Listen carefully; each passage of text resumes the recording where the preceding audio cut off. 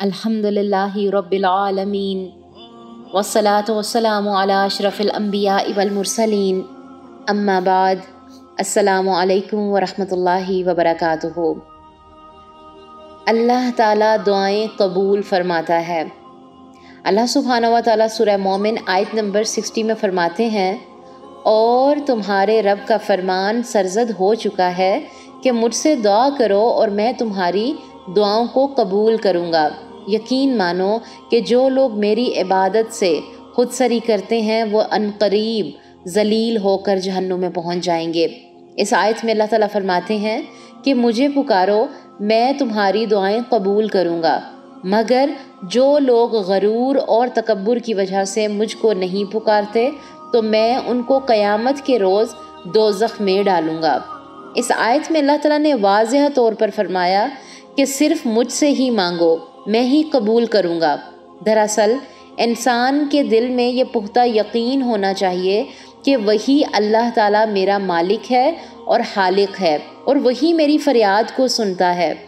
हदीस का खुलासा है, हज़रत सुलेमान फ़ारसी रज़ियल्लाहु तआला अन्हुमा से रवायत है कि क़ज़ा को कोई नहीं टाल सकता सिवाय दुआ के। बंदा जब अल्लाह ताला से दुआ करता है तो अल्लाह ताला ही है जो अपने फ़ैसले को बदल दे। अल्लाह ताला के अलावा और किसी में ये ताकत नहीं है।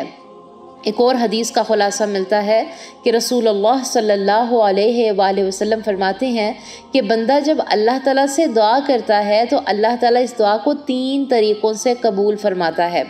नंबर 1 कि अल्लाह ताला के यहाँ एक तरीका ये है कि उस दुआ को दुनिया में ही कबूल फरमा लेते हैं, और जिसके लिए वो दुआ करता है दुनिया में ही उसको अता कर देते हैं। नंबर 2, अल्लाह ताला के यहाँ दुआ कबूल करने का दूसरा तरीका ये है कि उस शख्स पर या उसके ख़ानदान पर कोई मुसीबत या आफत आने वाली है जिसको दुआ करने वाला नहीं जानता है, तो अल्लाह ताला उस दुआ की वजह से उस आफत को टाल देता है।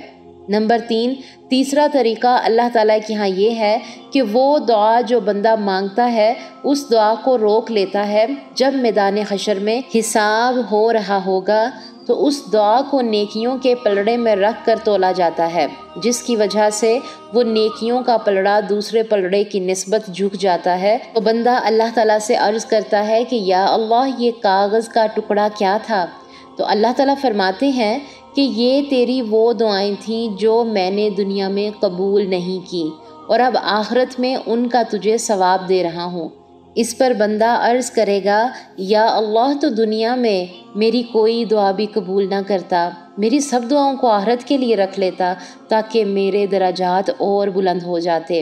एक और हदीस का खुलासा है कि हज़रत अबू हुरैरा रज़ियल्लाहु तआला अन्हुमा फरमाते हैं कि जब बंदा दुआ करे तो ये ना कहे कि या अल्लाह, अगर तू चाहे, बल्कि उसको यकीन हो कि अल्लाह ताला ने मेरी दुआ कबूल फरमा ली है।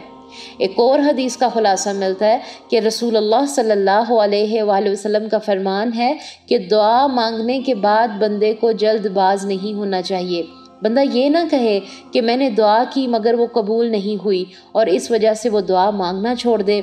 रसूलुल्लाह सल्लल्लाहु अलैहि वसल्लम फरमाते हैं कि अल्लाह ताला के नज़दीक दुआ से ज़्यादा किसी चीज़ की वक़्त नहीं है। अल्लाह ताला को ये पसंद है कि उससे मांगा जाए। सुभान अल्लाह। अल्लाह ताला से दुआ करेंगे कि ए अल्लाह, हमारी भी हर जायज़ ख्वाहिशात को कबूल फरमा ले। या अल्लाह, हमें दुनिया की नेमतें भी अता फरमा और आखिरत में भी हमसे राज़ी होना। या अल्लाह, हमें कुरान और सुन्नत के साथ जोड़ दे। या अल्लाह, हमें बेहतरीन तरीके से इल्म को लेने वाला, और ना सिर्फ लेने वाला बल्कि उस पर अमल करने वाला बना दे। या अल्लाह, हम चलते फिरते तेरे वो खालिस बंदे नज़र आएँ जिन पर तेरे इनामात होते हैं, जिनसे तू खुश होता है, जिनके लिए तूने खुशखबरियाँ रखी हैं। अल्लाह ताला से दुआ है कि अल्लाह सुब्हानहू व तआला हम सब की दुआओं को कबूल फरमाएँ और हमें बेहतरीन तरीके से कुरान और सुन्नत पर अमल करने वाला और उस पर अमल के साथ साथ उसे दूसरों तक पहुँचाने वाला बनाए। आमीन अल्लाहुम्मा आमीन। सुब्हान रब्बिका रब्बिल इज़्ज़ति अम्मा यसिफून व सलामुन अलल मुरसलीन वल्हम्दुलिल्लाहि रब्बिल आलमीन।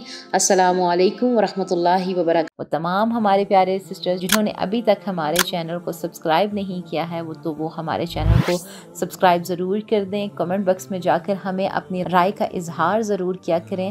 اس سے کیا ہوتا ہے کہ ہماری پیچھے جتنی بھی ٹیم ہوتی ہے اس کو بہت خوشی ہوتی ہے، کام کرنے میں آسانی ہوتی ہے، اور اس سے ہم خود بھی موٹیویٹ ہوتے ہیں کام کو لے کے، چیزوں کو لے کے۔ اللہ تعالیٰ آپ سب کو جزائے خیر عطا فرمائے، آمین۔